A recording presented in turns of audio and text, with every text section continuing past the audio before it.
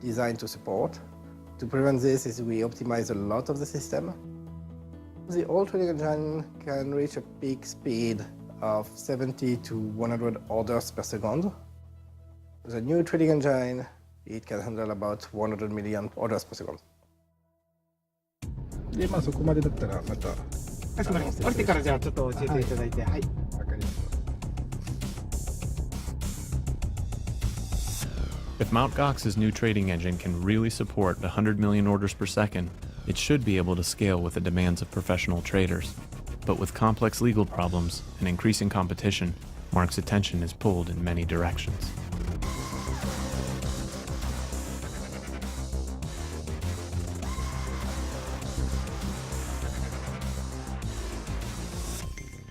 Do you work 7 days a week typically?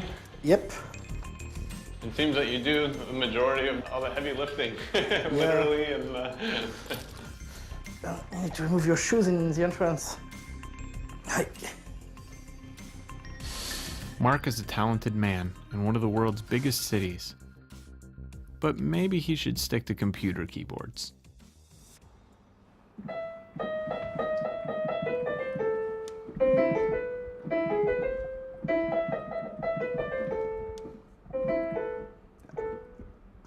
Okay, missed it.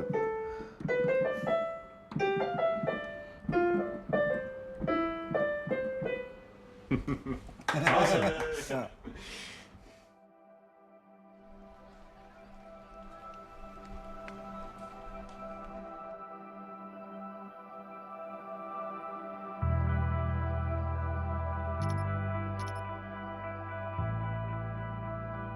We are here in northern New Hampshire for the Porcupine Freedom Festival, and this is an event put on each year by the Free State Project. Basically, it's just a bunch of crazy anarcho-capitalists, libertarian types in the woods with freedom and families. Pretty much all of the vendors except Bitcoin. let's go. It tastes much better when bought with Bitcoin. Thanks, guys. Soup, salads, and smoothies. I would say 1/3 of our sales have been in Bitcoin. It's 20 bucks. So you're gonna pay in Bitcoin? Yeah. All right. Last year was our first year accepting it. We did maybe 18 transactions, 20 transactions at the most, and now we're up to close to 120.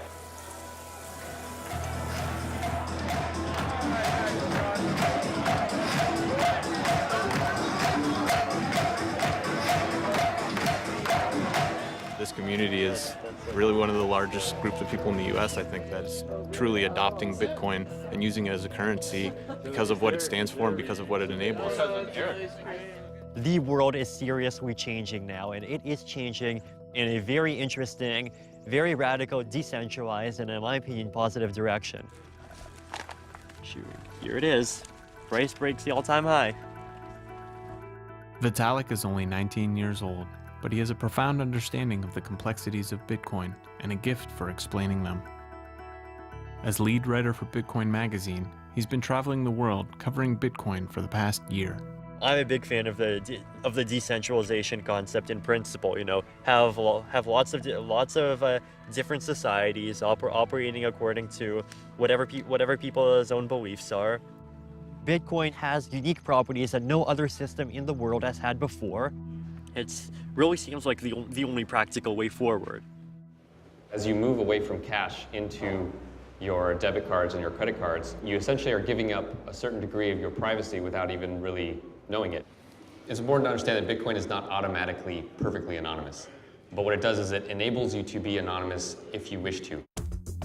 Eric Voorhees is the founder and part owner of a hugely popular Bitcoin gambling site called Satoshi Dice.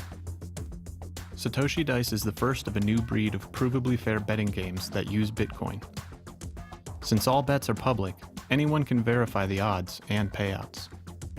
At its peak, Satoshi Dice was responsible for more Bitcoin transactions than all other uses of Bitcoin combined. It played an important role in Bitcoin's development as one of the first applications to really test what the Bitcoin network could handle. Recently, Eric moved his entire operations out of the US and into Panama. He started a company called Coinapult that lets you send Bitcoin via SMS and email. I think most people at least in America, believe that when they put $1,000 into their bank, the bank is holding $1,000 in its vault for them. And they don't realize that 99% of all the dollars are digital. The fact that we have these tokens called paper cash is the exception to the rule. People see the cash and they think that that's what the money is, but it's all digital and it's been that way for decades. You guys moved your business to Panama. What was the primary driver in that? If you're a US company, you have to follow the arcane US regulations for all of your customers around the world. So if you do business with some rural farmer in Africa, you're going to need to get a social security number. You're going to need to get all this information that Washington tells you is important. We did not want to have to apply the US financial regulatory scheme to customers in sub-Saharan Africa. I don't think the developed world is going to be where Bitcoin really takes off long term, because our banking systems work decently well. Many people around the world don't have any bank accounts whatsoever. Ultimately, those are the types of people who will find the most value out of Bitcoin.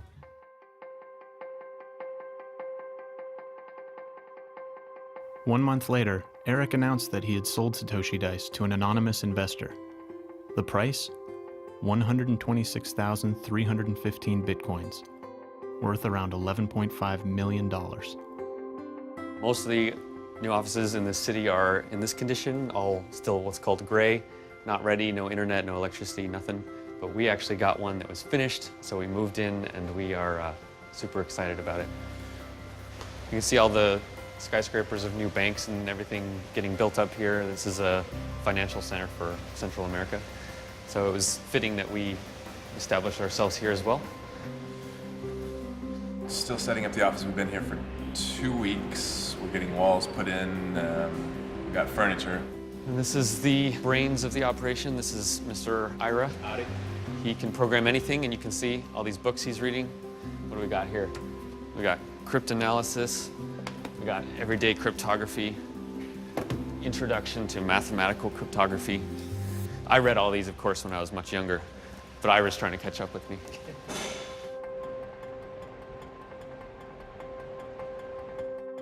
The Bitcoin phenomenon is trying to take control of money away from the state and return it to individuals. It's trying to separate money and state in the same way and for the same reasons that it was important to separate church and state.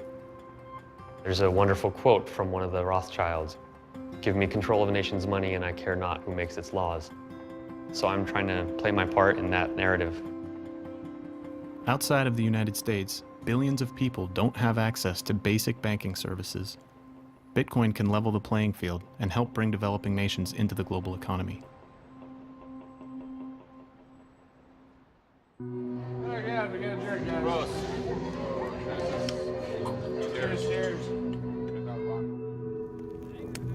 Eventually, people are going to use a currency that is as free as the internet, because people seek out freedom wherever they can. And just as the government can't stop the internet and the freedom of speech, it can't stop Bitcoin and the freedom of money. So we're just gonna have to see how hard they try to do it. It's scary, but it's exciting, because at the other end, freedom typically wins. We'll just have to see how long it takes to get there.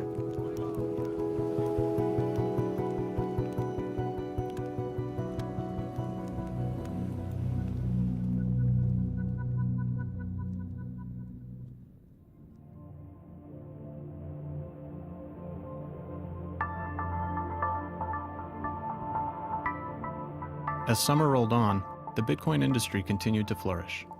It's hard to remember the days where I was running this thing out of my basement, and it was like 1 or 2 people, and like BitInstant was just a domain name. Charlie and BitInstant moved into their new offices. I always wonder if Satoshi knew that he was going to build something that would like foster like companies like this, where we're actually like a company, we have jobs based on something that someone we don't know wrote a paper on. It's kind of creepy if you think about it. Like, I wonder if he's like kind of watching us right now or something. In San Francisco, Jared and Tradehill had moved into their new space as well. It sounds funny. It's not a $100 million market anymore. You know, it's grown beyond that. More professional people entering the space, and they're expecting to deal with other professionals. But just as things were ramping up, regulators started taking a closer look at Bitcoin. So bad news for Bitcoin, or is it? Its days of glory could be ending. At least 24 companies have been subpoenaed by New York's Department of Financial Services. Can't be a good thing. BitInstant, BitPay, Coinbase, and Winklevoss Capital were all issued subpoenas. We want to make sure that as this enterprise grows, and if it does become a place where a lot of people are engaging in financial transactions, that we have sufficient protections in place. With increased pressure and banking compliance issues, BitInstant was forced to suspend services.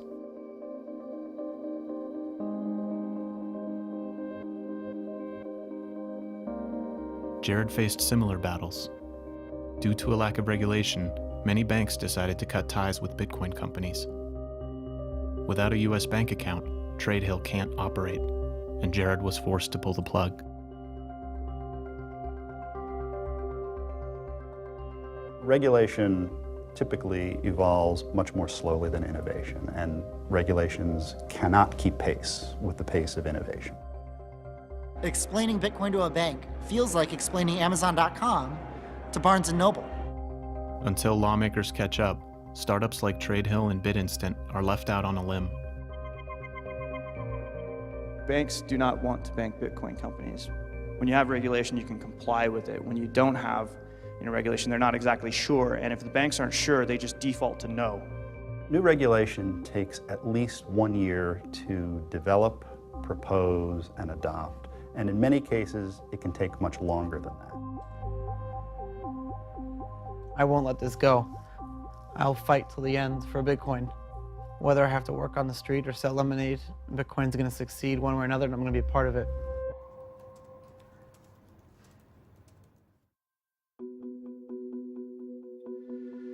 Over the past several months, the Bitcoin mining landscape has changed significantly.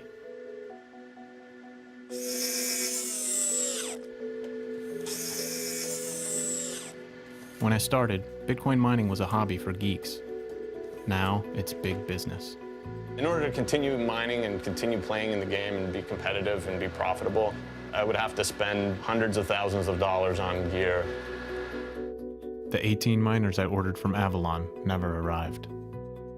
And the units from Butterfly Labs took over a year to ship. By the time I got them, Bitcoin mining was so competitive that I would never be able to mine back all the coins I used to buy them. See that computer? That computer makes Bitcoins, and this is all the other computers that are making Bitcoins too. And it goes straight up in the line, up in the air, and that's because there's a lot of people that are making Bitcoins with computers like that. As my new units are arriving, I'm selling them for Bitcoins to try to recoup what I can. You don't mind grabbing those other cables, I'm not coming back up. Okay. I'm taking a pretty big hit. But overall, the mining experience has still been worth it. My mining days may be over, but I'm still very involved with Bitcoin. With Bitcoin, it's a money system where it's backed by math. It's backed by the laws of mathematics and by the rules of the protocol. I keep thinking that there's got to be an easier way to just set up a secondary protocol to trade private keys. Every time I log on, I see another dot on China, and I'm like, this is why right now the price is going up. The price is nearing 150 again. Many attribute it to the explosion of Bitcoin's popularity in China. What's happened recently is Chinese people have really come and adopted Bitcoin. As a culture, as a nation, Chinese people are keen to learn about things that are on the internet, things that involve math and science. We think that China can really contribute in this space and help bring Bitcoin to the mainstream. Germany is another part of the world where Bitcoin has found a home. It's starting to get normal if one person a day comes in and buys a coffee with Bitcoins. People are looking for a new way of paying, and not through banks, and not with euros, not with dollars, something new. The German Ministry of Finance even became the first governing body to officially classify Bitcoin as private money. I believe if we want to get some justice back into our society,